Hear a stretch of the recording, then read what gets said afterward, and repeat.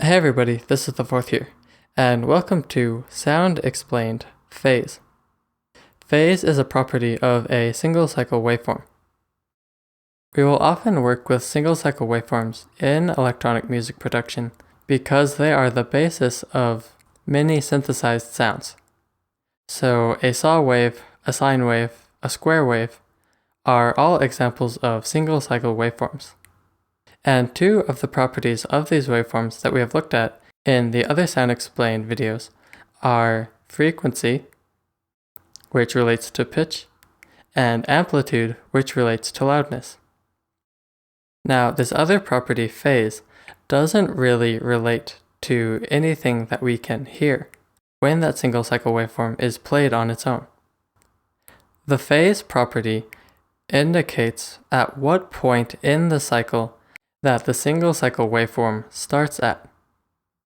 So on these waveforms, I have highlighted a single cycle of the waveform. And where this cycle starts is essentially the phase property. If I start this single cycle at a different point in the waveform, it will be at a different phase. And the best way to observe phase is to compare two of the same single cycle waveforms. So you can see in this image now, I have two square waves, two saw waves, and two sine waves. And if I keep the top waveforms the same, you will see what happens when I change the phase of the bottom waveform in relation to that top waveform. So here's an example of these waveforms at 0 degrees phase difference. And you can see that they are the same. And here is an example at 90 degrees. Here is an example of them at 180 degrees. And you can see in the sine wave and the square wave example, the amplitudes are opposite each other. And this is what causes phase cancellation, but I will look more at phase cancellation in another video.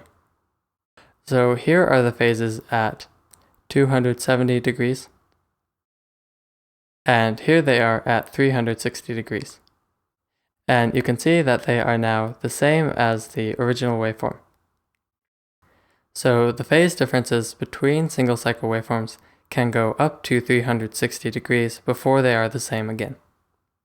And you could imagine that I could keep going, but it would be pretty much the same thing as starting over from 0.